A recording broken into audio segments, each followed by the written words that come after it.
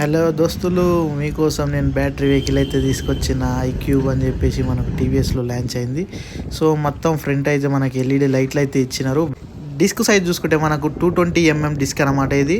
So tier కూడా మనకు 90/90 12 inches wheel ఇది, అలై వీల్ ఇది.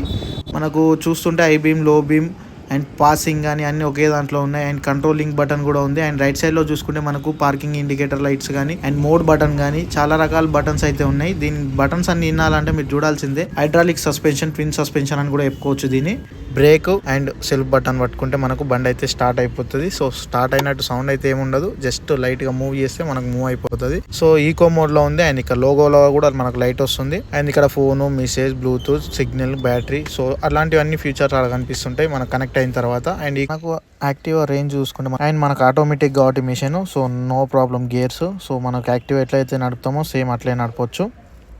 సో దీన్ని